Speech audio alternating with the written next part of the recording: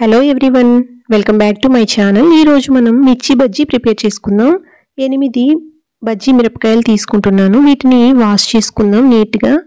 అదే బండి మీద అమ్మే వాళ్ళైతే ఇలా వాష్ చేయకుండానే వేసిస్తూ ఉంటారు కదా, అందుకే మనం ఈ విధంగా ఇంట్లోనే హైజెనిక్గా వాష్ చేసుకుని తీసుకుందాం ప్లేట్లోకి.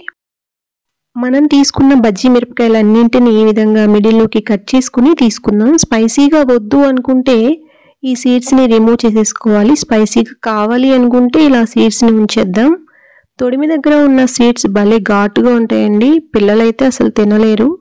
ఇలా మధ్యలోకి కట్ చేసిన మిరపకాయలన్నింటినీ పక్కన పెడదాం.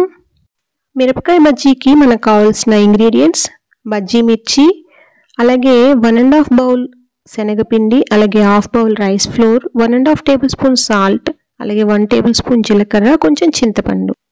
ఇప్పుడు కొంచెం వాటర్ చింతపండులో పోసి నానబెడదాం. పిండిని జల్లించడానికి జల్లెడ తీసుకుని 1.5 బౌల్ శనగపిండి, 1/2 బౌల్ బియ్యం పిండి వేసుకుని జల్లించుకుందాం. ఈ విధంగా జల్లించిన పిండిలో 1.5 table spoon salt, 1.5 bowl water కొంచెం కొంచెంగా పోసుకొని విస్కర్తో ఈ విధంగా మిక్స్ చేసుకుందాం. బ్యాటర్ అనేది మరీ పల్చగా ఉండకూడదు, అలానే మరీ గట్టిగా ఉండకూడదండి. చింతపండు తీసుకునే విధంగా స్క్వీజ్ చేసుకుని సీడ్స్ని సపరేట్ చేసి టామరిన్ జ్యూస్ని పక్కన పెడదాం. ఒక్కొక్క మిరపకాయ తీసుకుని జీలకర్రని టామరిన్ జ్యూస్ని స్టఫ్ చేద్దాం. ఈ విధంగా ఫస్ట్ జీలకర్రని స్టఫ్ చేద్దాం, తర్వాత టామరిన్ జ్యూస్ని కూడా స్టఫ్ చేసుకుందాం. బజ్జీ తింటే గ్యాస్ ఫామ్ అవుతుంది కదండి, ఇలా జీలకర్రతో స్టఫ్ చేస్తే డైజెషన్ అనేది ఇంప్రూవ్ అవుతుంది.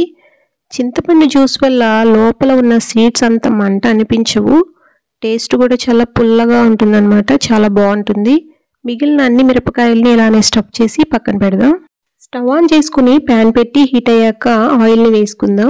ఆయిల్ హీట్ అయ్యాక ఒక్కొక్కటిగా బజ్జీ మిరపకాయ తీసుకుని ఈ శనగపిండి బ్యాటర్లో డిప్ చేసుకుని ఈ విధంగా ఆయిల్లో స్లోగా వేసుకుందామండి. మిగిలిన మిర్చి కూడా ఈ విధంగానే శనగపిండి బ్యాటర్లో డిప్ చేసుకుని ఆయిల్లో వేసుకుందాం. ఆయిల్లో వేసేటప్పుడు కొంచెం కేర్ఫుల్గా వేయాలండి, హ్యాండ్ మీదకి రాకుండా ఆయిల్. ఒకవైపు ఫ్రై అయ్యాక నెక్స్ట్ సైడ్కి కూడా టర్న్ చేసుకుని ఫ్రై అయ్యాక మంచి కలర్ వచ్చాక ఆయిల్ని డ్రైన్ చేసుకుని ప్లేట్లోకి తీసుకుందాం. మిగిలిన మిర్చి కూడా ఇలానే వేసుకుని ఫ్రై అయ్యాక ప్లేట్లోకి తీసుకొని తినటమేనండి.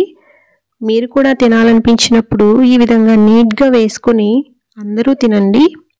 చాలా అంటే చాలా టేస్టీగా ఉంటుంది, స్పైసీగా పుల్లగా. ఆనియన్స్ని అలాగే కోరియాండర్ లీవ్స్ని స్టఫ్ చేసుకొని తింటే ఎక్సలెంట్గా ఉంటుందండి టేస్ట్ అనేది. మీరు కూడా ఈ విధంగా ప్రిపేర్ చేసుకొని తినండి. Thank you for watching.